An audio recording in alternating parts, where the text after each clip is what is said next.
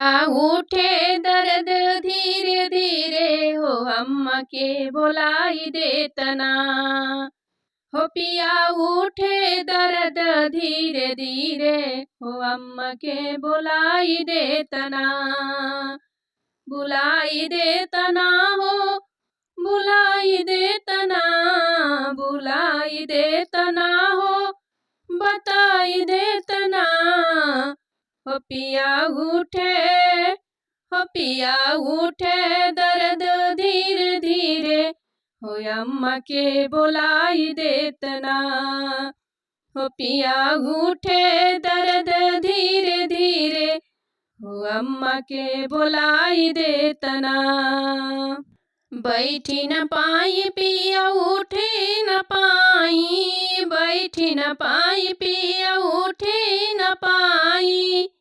काहे लेट करतानी जल्दी से जाई। काहे लेट करतानी जल्दी से जाई।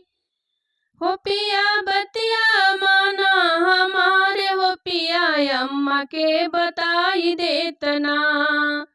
हो पिया बतिया माना हमार हो पिया अम्मा के बुलाई देतना। हो पिया उठे दर्द धीरे धीरे अम्मा के बुलाई देतना। हो पिया उठे दर्द धीरे धीरे अम्मा के बताई देतना।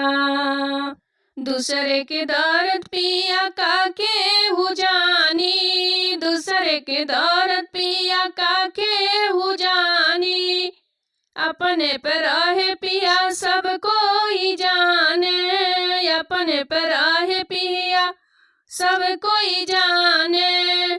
हो पिया कर देरी ना हमरा हो अम्मा के बुलाई देतना। हो पिया कर ना देरी हमर हो अम्मा के बुलाई देतना। हो पिया उठे दर्द धीरे धीरे अम्मा के बताई देतना। हो जेकर पीर ऊ है जान दूसर के हु का जान। हो जेकर पीर ऊ है जान दूसर के हु न जान। हो पिया उठे दर्द धीरे धीरे अम्मा के बताई देतना। हो पिया उठे दर्द धीरे धीरे अम्मा के बुलाई देतना।